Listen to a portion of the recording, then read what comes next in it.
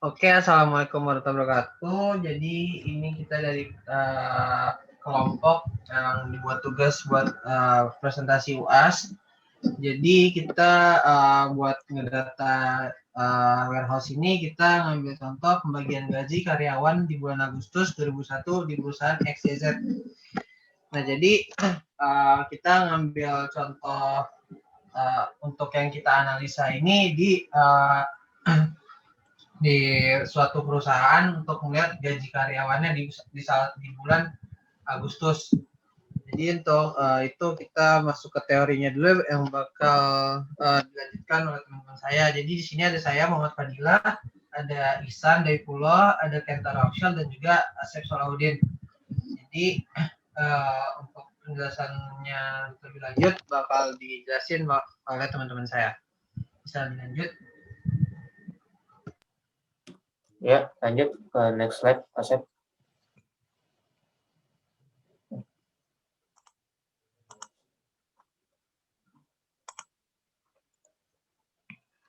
Ya, saya akan melanjutkan dari teorinya.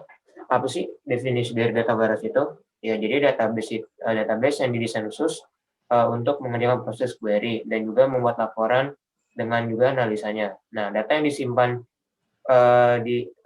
yang disimpan di business history dari sebuah organisasi perusahaan di mana data tersebut tidak tersimpan secara terperinci atau detail. Nah, sehingga data dapat bertahan lebih lama berbeda dengan data yang berada di online transactional processing. Nah, itu dari data warehouse sendiri. Nah, begitu juga yang saya masuki ringkasnya juga, saya memasuki di sini fungsi data warehouse sama contoh data warehouse-nya. Nah, untuk fungsinya sendiri, data warehouse itu dapat membantu proses integrasi data yang dapat mengurangi stres pada sistem produksi itu sendiri. Habis itu juga ada rekonstruksi dan integrasi, dan juga dapat mempermudah proses pembuatan laporan dan juga analisanya, supaya data yang tersimpan itu secara terperinci atau detail. Nah, ada juga contoh data warehouse yang saya masuk di sini, yaitu ada 3, ada Amazon Redshift, Panoply, dan juga BigQuery. Next.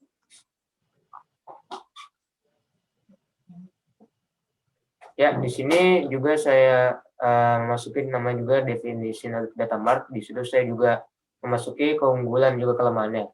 Nah, untuk dari data mart sendiri itu merupakan bentuk skala kecil dari data warehouse yang memenuhi suatu persyaratan maupun ketentuan sebuah organisasi atau departemen itu sendiri. Nah, data mart itu kaitannya dengan data warehouse yang mana data-data tersebut itu dapat bisa dibagi-bagi gitu, berbagai menurut kebutuhan serta informasinya sendiri. Nah, untuk keunggulan dan kelemahannya, untuk keunggulannya itu aksesnya itu lebih mudah pada data yang sering dipergunakan, lebih fleksibel, peningkatan pada respon time dari user akhir, biayanya juga lebih murah daripada data warehouse. Habis itu mempunyai definisi user yang lebih jelas dari suatu data warehouse atau gudang data. Terus habis itu kelemahannya, penilaian kerja lokal area network-nya yang berbasis sistem manajemen database tidak dapat dilakukan sepenuhnya.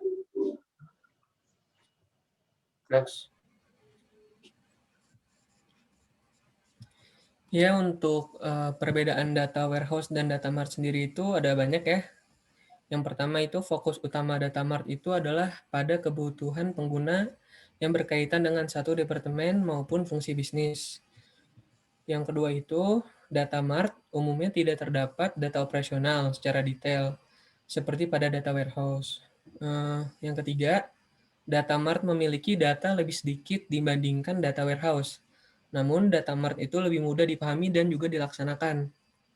Yang keempat, cakupan data mart itu adalah kayak bidang usaha, sedangkan data warehouse sendiri itu lebih kayak ke perusahaan.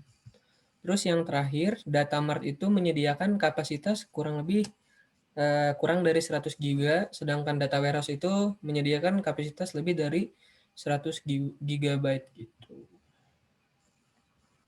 Next. Oke, untuk deskripsinya sendiri, yang tadi udah dijelasin sama teman saya, Muhammad Fadel. Jadi pada proyek hari ini kita menggunakan tabel data, di mana data ini berjudul pembagian gaji karyawan pada bulan Agustus 2021 di suatu perusahaan. Nah, data ini terdiri dari 2 file CSV, ada 2 tabel dan 2 dimension, dimension fakta dan dimension date. Dalam pembuatan ini kami dibantu dengan software PGAdmin 4 dan juga Spoon. Tipe data yang kami gunakan meliputi string, integer, dan juga ada numeric. Nah, ini tabel yang kami gunakan, ada 2 contoh tuh, tabel data karyawan sama tabel departemen gitu. Next. Untuk skemanya sendiri kita pakai skema star ya. Kenapa star? Karena berbentuk skema bintang dengan satu tabel fakta dan beberapa tabel dimensi. Nah, di tabel ini dimensinya itu juga ada beberapa key atau ID supaya setiap dimensi punya saling berhubungan yang relevan. Yang bisa kita lihat sendiri itu ada departemen, karyawan, sama gaji. Tuh. Next.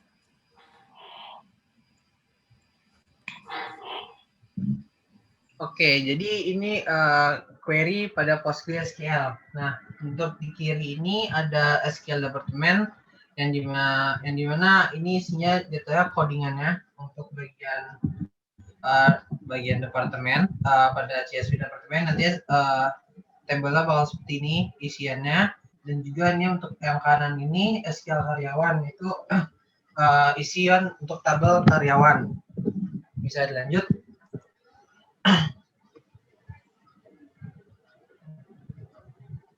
Nah, di sini nih pas kita coba transformasi atau dimension lookup or update dari semua tabel yang kita buat pakai Spoon, dalam proses masukkan file CSV ini dapat tersambung antar CSV dengan Postgre-nya juga. Dan setelah kita melakukan query tadi menggunakan dimension lookup atau update.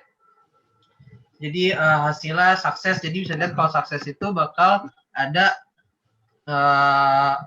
garisnya, bakal ada notif kayak hijau seperti checklist gitu. Bisa dilanjut. Nah, lalu yang kiri ini cara kita menginput file CSV yang kita punya untuk dimasukkan ke Postgre-nya. Nah, di sini bisa dilihat CSV departemen ini bakal kita masukin untuk bisa masuk ke PostgreSQL. Nah, dimension lookup departemen ini digunakan agar CSV tadi itu bisa tersambung ke Postgre yang kita punya. Jadi jadinya pas kita run bakal terconnect gitu. Jadi pas sudah kita input nanti kita bakal connectin lagi di dimension lookup ini. Next. Oke, selanjutnya sama kayak penjelasan teman saya sebelumnya. Di sini juga ada untuk tabel karyawan, CSV karyawan, dan dimension lookup untuk karyawan. Di sini step name ini untuk mengganti namanya, terus di sini browser untuk memilih file CSV yang mau kita input, dan di sini adalah isi dari tabel file CSV tersebut, mulai dari tipenya, panjangnya, dan namanya ID karyawan, nama karyawan, dan lain-lain.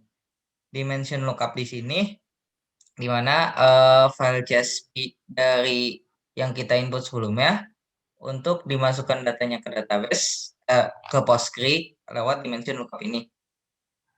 Oke, selanjutnya adalah buat fakta tabelnya. Di sini adalah hasil untuk kita melihat analisis pembagian gaji karyawan di bulan Agustus di perusahaan XYZ, di mana kita bisa melihat di sini K